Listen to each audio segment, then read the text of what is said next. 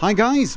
I've been getting quite a lot of questions about whether or not I'm going to be playing Metro Exodus and when will I be playing it, and the answer is yes, I will be playing it, and you should be seeing the videos appearing on my channel in the next couple of weeks, probably in about 2 weeks' time. I'm in the process of setting the game up, getting the benchmarks sorted so that I can get a fairly good experience. I'm probably going to have to play it on high, with tessellation turned off, which is, you know, not brilliant. I was hoping to play it on ultra with tessellation on, but I was finding that the average frames per second was around 60, but the minimum was close to about 30, which is completely unacceptable. Even though it's not a multiplayer game, it's a single player game it's very atmospheric, and obviously I do want all the bells and whistles. Slowdowns like that just, I find really nauseating and very distracting actually.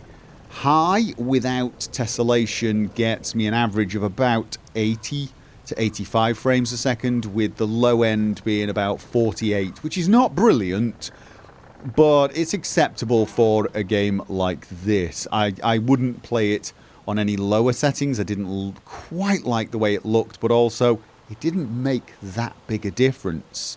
Even turning everything right down, it was kind of difficult to get the minimum frame rate to stay over 60, so I'm probably not going to bother too much. I'm assuming those moments are few and far between, and I'll be able to live with them. If you're looking at the screen and you've been noticing screen tearing, don't worry about that. That's the benchmark tool. It doesn't have VSync.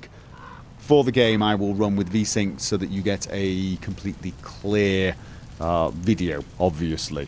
Ultra does look good, especially the dark areas. It's got really atmospheric lighting. I do like it.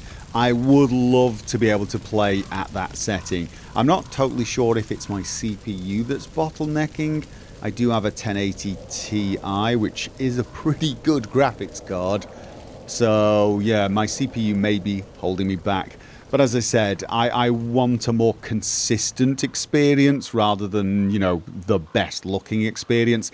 Ultra did look good. It is darker on Ultra, but it's that nice sort of darkness that looks very intense rather than just dim. You can't get the same effect running it on high and dropping the gamma settings, for example. That just makes it harder to see. The high setting, although it isn't as atmospheric, it may actually be easier to view on, say, mobile devices. So maybe there's, you know, look at the silver lining. There may be a silver lining to me having to play on high. It may be slightly easier because the shadows will not be as sharp. They will not be quite as deep, probably. So, you know, let's look at the silver lining there. The game looks great in Ultra, and it still looks pretty damned good in high anyway. It's we're nitpicking here. It's a good looking game just based from the demo alone. Unfortunately, you know, the average frame rate of just below 55 if I have tessellation, and barely over 60 without the tessellation. So, you know, just not really worth it. Of course, I'm going to be playing Ranger Hardcore with no heads-up display, as you might expect. And it is, of course, a blind playthrough. It's a brand new game. So if you want to join me for that, keep your eyes open.